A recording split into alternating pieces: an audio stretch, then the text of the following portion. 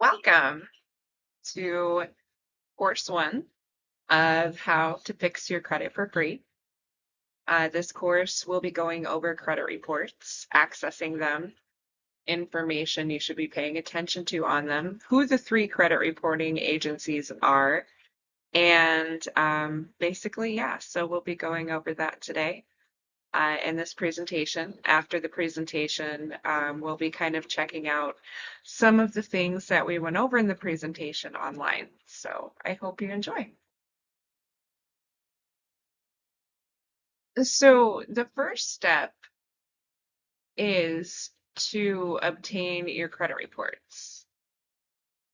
You'll need to obtain your credit reports from all three reporting agencies, Equifax, TransUnion, and Experian. You get one free credit report per year. Well, you get free credit reports from all three agencies per year from freecreditreport.com. So if you visit freecreditreport.com once per calendar year, you can get all three of your credit reports from all three major credit bureaus for free. You don't have to pay anything for that. If you've already used your free credit report for the calendar year, then you would have to pay for that.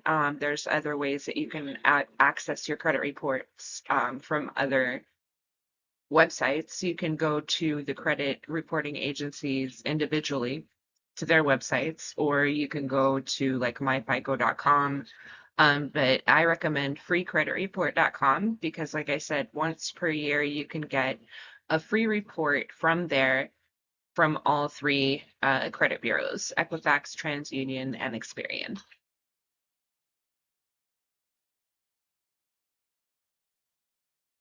So once you've obtained your credit reports, the first thing you're going to want to do is examine each credit report for inaccuracies. They're all three going to very likely look different. They're not going to look exactly the same. Uh, you'll want to examine each credit report for inaccuracies. Again, like I said, not all reports contain the same information about your debts because not all creditors report to all three agencies. For instance, you might have certain debts that only report to TransUnion. That's a pretty common one for creditors to only report to, since it tends to be a common credit report that a lot of creditors will try to pull when you're looking for things like auto loans, personal loans, what have you. So TransUnion is typically one that should have most, if not all, of your debts. But again, you're going to want to check all three credit reports for accuracies. Don't expect them to all look exactly the same because they probably won't.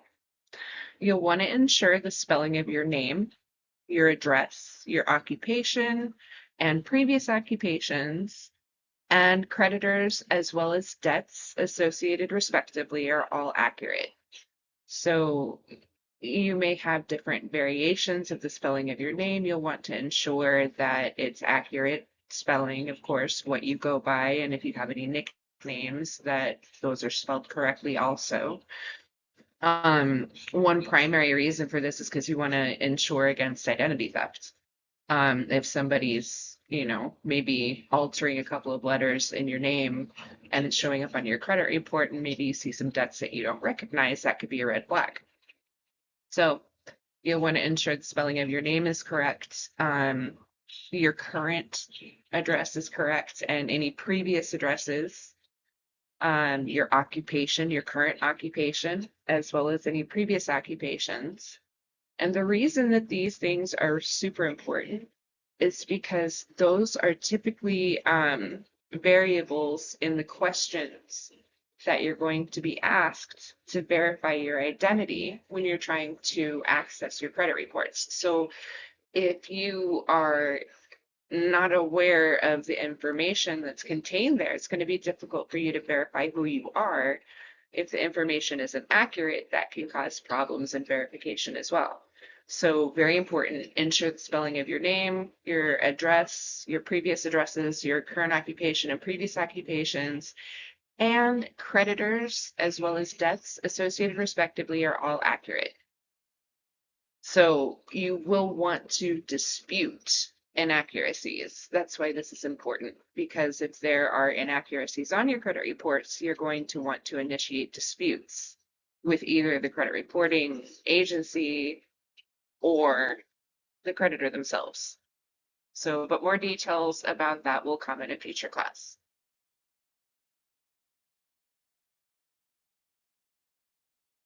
So debts that are old enough get sold to third-party collection companies, which report the debt under their name on your credit reports.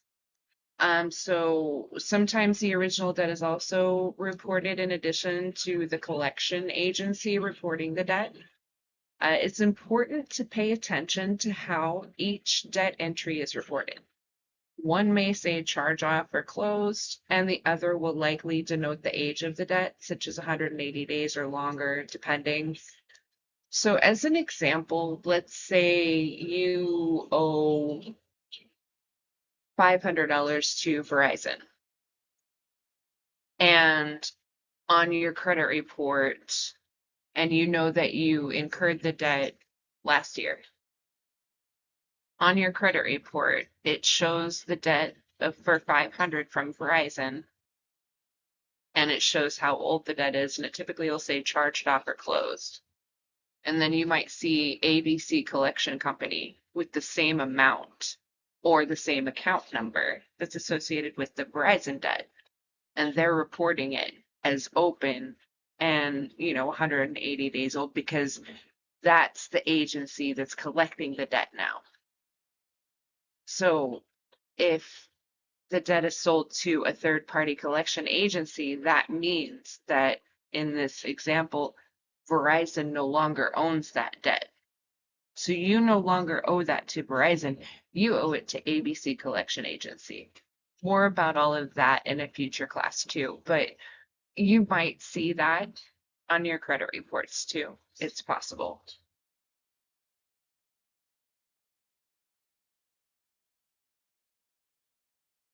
So an important note is that the statute of limitations on debts is typically 7 years.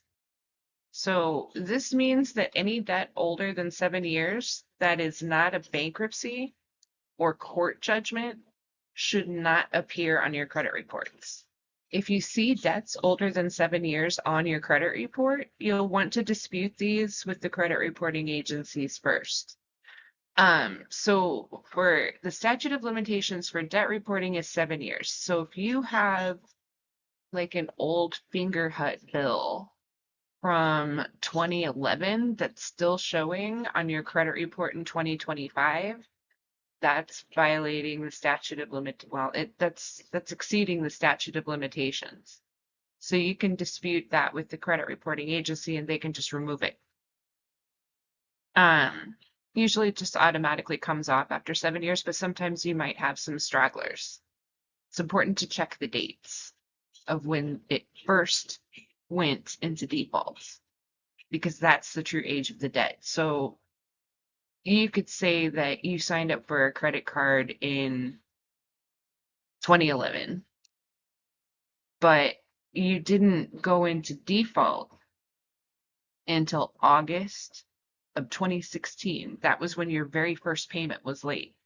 So on August 18th of 2016, from that point forward, however long it takes you to pay off that debt that you owe, that's how old it is. That's the age of the debt. That's what determines the age of the debt, henceforth determining the statute of limitations. That starts the clock for 7 years.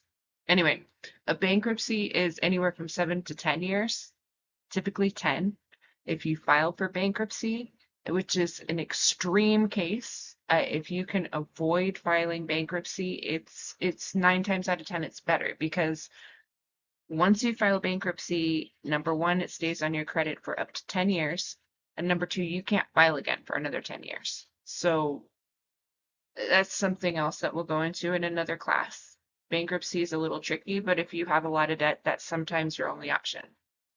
Um, Judgments that aren't written off in like bankruptcies or depending on what they are, 7 to 10 years. Like if you're evicted from an apartment, that's usually about 7 years. If, other kind of legal judgments, that can take up to 10. It just really depends. But a good rule of thumb is to remember debt reporting is 7, bankruptcy is 10. So that's how long it takes for those particular types of debts to age off of your credit reports. So